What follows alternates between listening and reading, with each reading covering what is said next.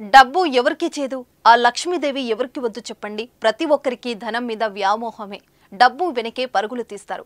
డబ్బు కోసమే చాలా మంది జీవిస్తున్నారు కూడా. అలాంటి డబ్బు దొరికితే తిరిగి ఇస్తారా? నోట్ల కట్ట రోడ్డుపై కనిపిస్తే ఆగుతారా? ఎక్కడో 100 మందిలో ఒకరు నీతిమంతులు ఉండొచ్చు.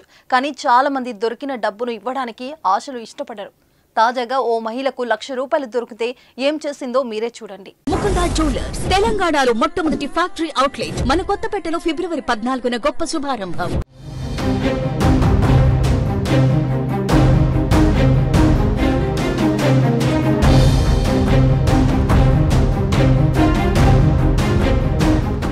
అది బస్టాప్ ప్రాంతం.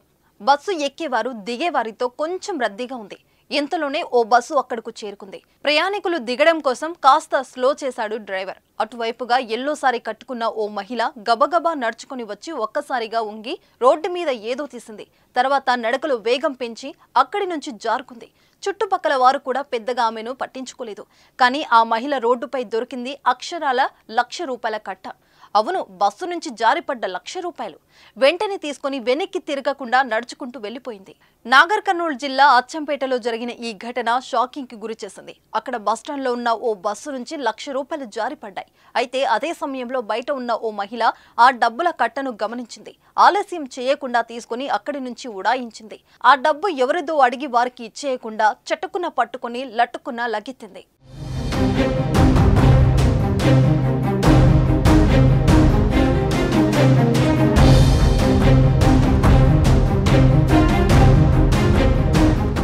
బాధితులు అచ్చంపేట పోలీసులకు ఫిర్యాదు చేయడంతో పోలీసులు బస్టాండ్లోని సీసీ ఫుటేజీలను పరిశీలించారు. ఆ డబ్బును ఒక మహిళ తీసుకెళ్లినట్లు నిర్ధారణకు వచ్చారు.